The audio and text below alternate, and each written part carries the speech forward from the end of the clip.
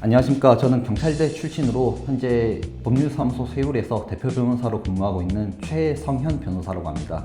디스패치라는 곳에서 연예인 조 모 씨에 대해서 기사가 나왔습니다. 기사의 내용이 사실인지 아닌지를 떠나서 지금 현재 의심받고 있는 정황이 어떤 범죄에 해당하고 이게 어떤 법률적으로 문제가 있는지에 대해서 조금 설명을 드리려고 합니다.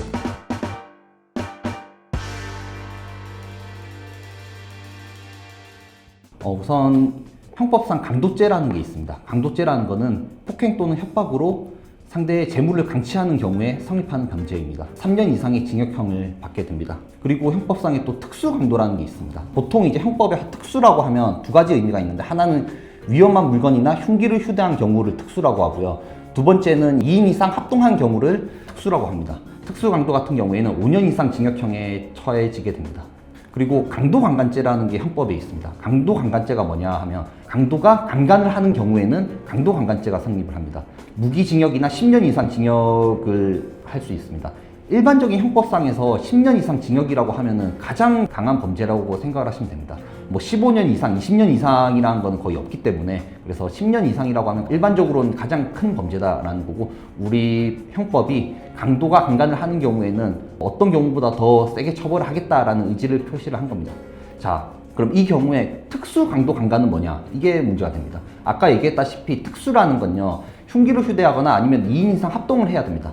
여기도 마찬가지인 게, 기사에 따르면 이제 패거리들이 뭐 강도 행위를 했다, 절도 행위를 했다, 이런 내용이 나오기 때문에, 그게 만약에 사실이라고 하면, 아니면 법리적으로 판단을 하면, 둘 이상이 있는 사람이 절도 또는 강도 행위를 하다가 누군가를 강간을 했다, 이렇게 하면 특수 강도 강간이 됩니다. 특수 강도 강간인 경우에는 무기 10년 이상 징역은 똑같습니다. 근데 사형이 가능한 범죄입니다. 우리나라가 사형제 같은 경우에는 현재 실질적으로 폐지 국가입니다. 사형을 선고받더라도 집행된 적이 없기 때문이죠. 그런데 이제 그 법에 사형이라고까지 규정되어 있는 범죄는 정말 거의 많지 않고, 이게 아주 특수하게 붙어 있는 거기 때문에 형법상에 이러한 범죄는 반드시 처벌하겠다라는 의지를 담은 범죄라고 생각을 하시면 됩니다. 그리고 소년범인 경우에 보통 이제 형사 미성년자를 이제 14세 미만으로 합니다.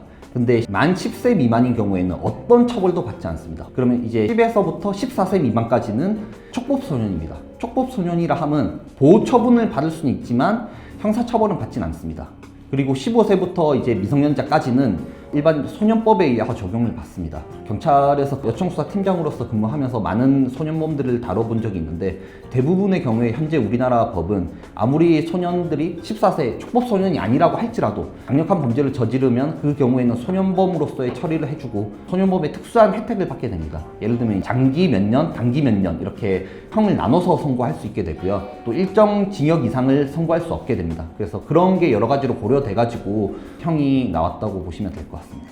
보통 소년범 같은 경우에는 전과가 지워지는 거 아닌가요? 어떻게 알려지게 되었을까요?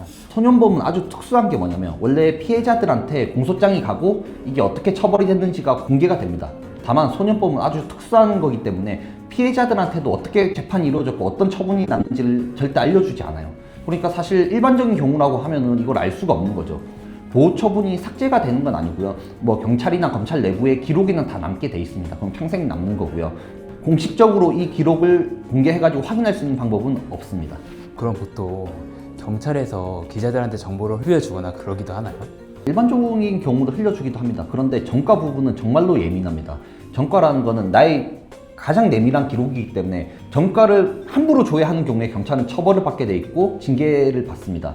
이런 경우에도 제가 볼 때는 어떤 뭐 특정한 경찰이 아니면 수사기관에서 흘러나온 정보는 아닐 거라고 판단을 하고 있습니다. 요즘은 그렇게는 잘 안 합니다. 그럼 만약에 조 씨가 부인을 하면 사건이 어떻게 흘러갈까요? 소년범의 기록은 수사기관 외에는 조회할 수 없기 때문에 사실 명확하게 누가 맞다 아니다라는 걸 판단할 수가 없습니다. 네, 지금 현재 객관적인 사실이 어떤 건지는 알 수 없지만 기사의 내용을 기반으로 해가지고 저희가 판단을 할 거고요. 뭐 특정인을 누구를 거론한 게 아니라 이런 경우에는 어떤 식의 이런 처벌을 받고 이렇게 범죄가 진행되는지에 대해서 말씀을 드리겠습니다. 지금까지 수사반장의 최성현 변호사였습니다. 감사합니다.